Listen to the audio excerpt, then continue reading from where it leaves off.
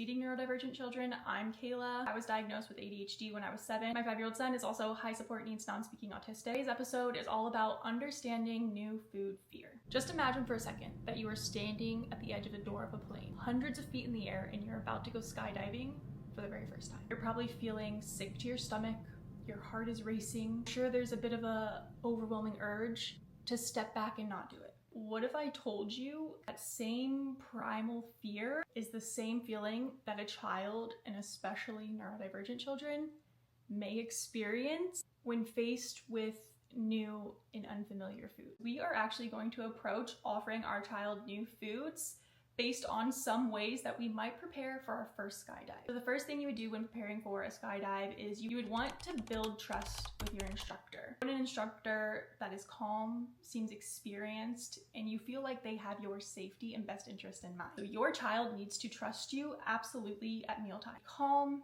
non-pressuring. You need to know that even if they don't eat something that you might want them to, that you're not going to get angry with them and you're not going to try to force them. Your role is to offer them foods, but to not demand that they eat them. Doing this consistently, you're gonna slowly build this foundation of psychological safety that is super crucial for them to even consider taking a bite of the new food.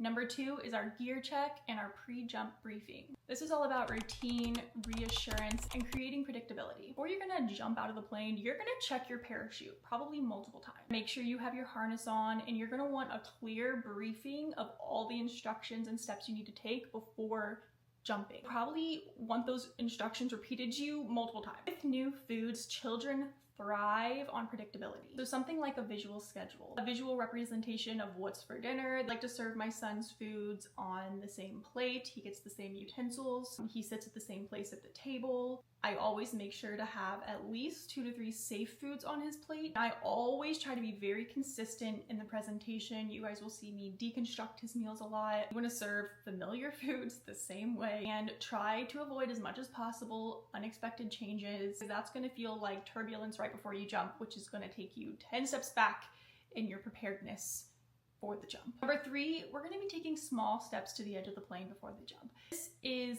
gentle exposure to new foods. So if you're skydiving for the first time, I don't expect you're just going to run and jump out of the door. You're probably going to take small steps forwards until you stand there and wait a little bit and then jump. And maybe some of us would think we're going skydiving, get up in the plane, and then back out and do that maybe 5 or 6 times before we actually went up and jumped. Each step you take towards your ultimate goal is helpful. When you're offering a new food, don't expect them to take a bite immediately. That's why I personally don't like the 1 bite rule, especially for neurodivergent kids. This might work for a neurotypical child, but for a neurodivergent child, I know someone wanting me to even just take 1 bite of something can feel overwhelming. You want to focus on tiny, non-threatening exposure. Able to look at the food without panicking, that's good. Able to touch the food without panicking, with a fork, with a spoon, with their hands. Bringing the food to their nose and smelling it is another step. Touching the food to their lips. So even further, just a little lick of the food. Then another step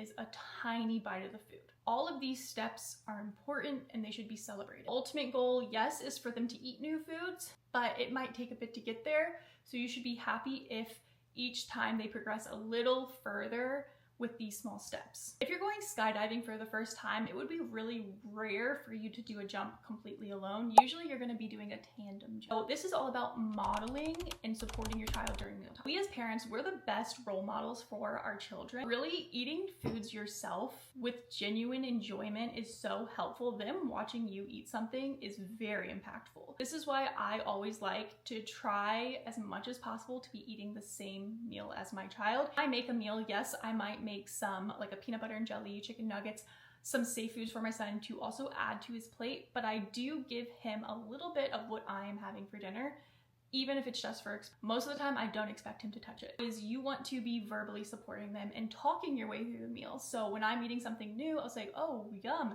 this is a little spicy, this is crunchy, this tastes sweet, oh, this reminds me of X food that I know he likes. And I always try to speak positively about foods, even foods that I don't like. I don't like my kids to know that I'm a more selective eater. And lastly, we're always gonna praise their effort. It probably took a lot of courage to even get on the plane to potentially go skydiving. You always want to celebrate the effort, not just the outcome. They tolerated a new food on their plate. That is a win and reinforces to them any small step forward is valued. It reduces the pressure they feel to actually eat the food. They feel so safe.